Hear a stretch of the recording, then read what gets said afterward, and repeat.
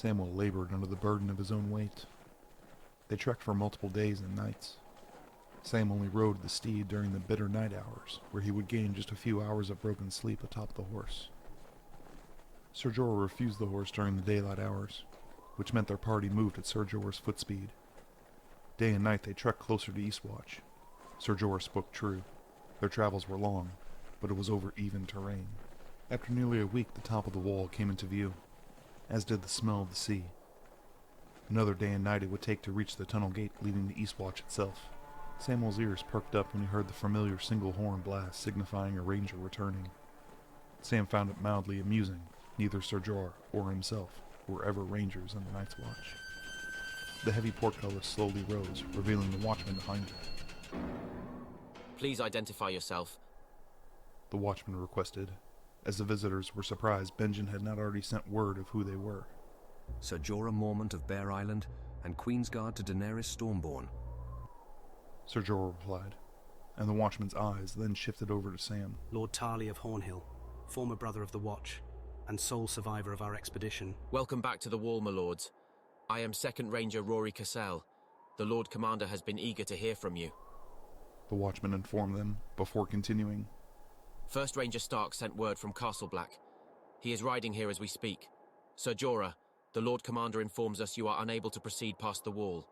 For that reason, we have erected a shelter on the shoreline, stocked with supplies, firewood and beds for you, and Benjen Stark. Rory Cassell offered, and Ser Jorah then replied after some careful thought. Please offer my gratitude to Sir Jon. I shall await for the first ranger at the provided shelter. Please, Brother Cassell, my apologies. I need to be taken to Sir Jon immediately. Samwell demanded. Passing through the tunnel brought on a sense of nostalgia. Though familiar to him, he had never felt so nervous on the wall, even in his earliest days as a steward at Castle Black. It seemed construction had ceased, as Viserion's gate had been repaired to nearly 600 feet, by Sam's rough account. The inner gate was already opened and manned as Sam and Rory passed through. Only then did Rory speak. I'm sorry for your loss, Lord Tarly. Sam was a dear friend of mine. No man was better suited north of the wall. He was liked, he was envied, and most importantly, he was respected deeply. The Tarly name will not soon be forgotten by those of us that man the wall. Rory finished, and Sam took a moment to digest these words. Your words are moving. Thank you. Truly. Samwell mumbled, with glossy eyes. Forgive me, my lord. Those words were not my own. They were Sir Jon's. Sam did not react openly to this realization. He held a stiff breath and refused an outward reaction. The pair of men had emerged from the Eastwatch side of the wall, not too dissimilar to when he returned to Castle Black. At the time, the sole survivor of Lord Commander Jorah Mormont's expedition, nearly 2 decades ago. Sam's eyes trained on the catwalk. The rails were full of his once black-cladded brothers. Finally, Sam's eyes rested on Sir Jon himself, a mere dozen paces from him on the courtyard. Jon briskly paced towards him, Samwell expecting an unforgiving scolding. A brief flicker of fear flashed inside his memory, the same fear instilled in him by his Lord Father, Randyll Tarly. Sam had become so preoccupied with revenge, and later survival, he had little time to consider one particular trait: morality. The answer was simple. Jon was right, and he was wrong. The thought presumably would not be lost on the Lord Commander, a man now face to face with him. Sam felt the duty to speak first, given he was the one who ended their last conversation. Sam stood straight-faced, with uncontrollable tears streaking down his face. He did not care. A wailing stuffed pig, Sir Alistair Thorne had once called him. At the time, Sam could not imagine anything more insulting, until today. Today the truth would cut Sam deeper than any vindictive jab ever levied against him. Sam wasn't sure how long he had been standing opposite of each other, but it was Sam who attempted to speak. Only one letter of the language was available to Sam, as he stuttered and repeated himself. He stammered. Sam figured Jon was welcoming of his forthcoming apology. Jon interrupted him, not with words, but with action. Jon embraced him, like Sam had never experienced before, a way a father should hold up his broken son, or vice versa. At this thought, Samwell broke. Every bottled memory escaped Sam at once. They came pouring from his watering eyes, his running nose, and his wailing mouth. Sam collapsed to his knees under the weight of his own conscience. The abuse from his father, the death of his son, the failed justice of Queen Daenerys, and the loss of his men. It had taken Samwell to his knees. Still, Jon Stark held his weight, the brother Samwell had chosen. Sam wailed and cried like he had never done in his life. Still, Jon did not speak, and just continued to support him. Sam cared little for those watching. They may think him a craven. He was. He traded his own life for a great weapons location. This alone is what had willed Sam to live, to survive, to get to his brother. Jon would know. He would know how to put things right. Sam's cries weakened over time, still burying his face in Jon's cloak.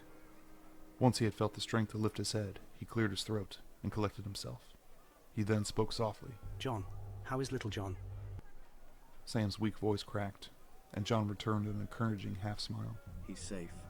He escorted Eddard back to Winterfell, where he serves as captain of his guard. Jon replied, softly, and Sam showed appreciation at his candor. I was wrong. I'll never presume to have your forgiveness. You have it. You always did. Jon responded directly. Sam's eyes turned glossy again, just as they had seemingly had dried. You need ale. Lots of ale.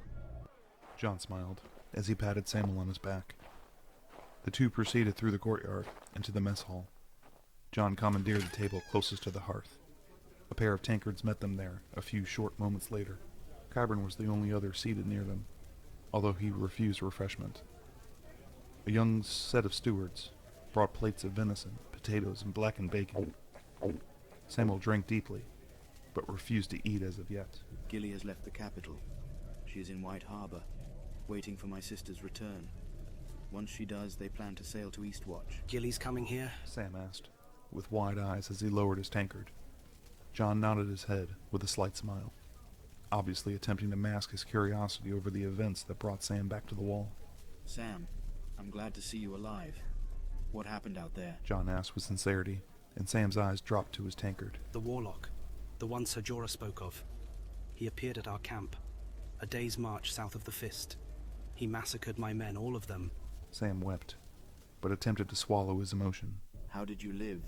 Jon asked. It was the exact question Samwell was dreading being asked. It was the same sorcerer my father exposed me to in my youth. He has a gem. It is capable of siphoning off memories for him to sift through. He was particularly interested in one of my experiences. Samwell paused, and Jon silently urged him to continue. Mance Rayder marched on the Fist, despite knowing the Watch was camped at the stronghold. Only the army of the dead arrived first. I assume both armies were in search of a way through the wall, and both met at the Fist, one after the other. Samwell again paused, and drank deep from his tankard. Whatever they searched for, I had found first. The Warlock is searching for the Horn of Winter. The dragon glass buried at the Fist contained an ancient war horn. That has to be it. Why else would two armies arrive there who were in search of it? Samwell finished, as the color drained from Jon's face. Sam's lip quivered as he realized Jon knew of the horn, and where it was. Jon rose and dashed from the mess hall. Samwell struggled to keep up.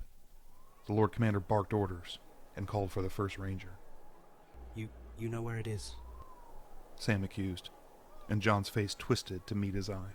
After you presented me the glass, I took it to Hardhome and attempted to bargain with the wildling elders. I lost it while we attempted to retreat by the sea. Sam remembered this is the first battle with the army of the dead. But the Dragonstone mine was discovered shortly thereafter, likely rendering the Fist's dragonglass moot. While Eastwatch was under wildling command, Tormund sent his daughter to retrieve the glass. Jon admitted, as he mounted a fresh steed and secured the greatsword ice to his side. She succeeded, and brought the satchel back to Westeros. The horn is at the last hearth, along with my wife. Jon revealed, as half a dozen rangers mounted and trotted out of the stables and galloped through the courtyard. Ghost heeled at Jon's side, whining, and he sensed Jon's apprehension. It's good to see you safe, Sam. Forgive me for leaving so soon. First Ranger Cassell. Jon announced in an authoritative tone. Here, Lord Commander. The young officer then revealed himself to Sir Jon. You have Eastwatch until I return. Please inform Sir Hunts. Jon offered to Second Ranger Cassell. as Ghost sprinted out of the courtyard, assuming Jon to soon set his horse into a gallop. Until your return, Lord Commander. Good hunting.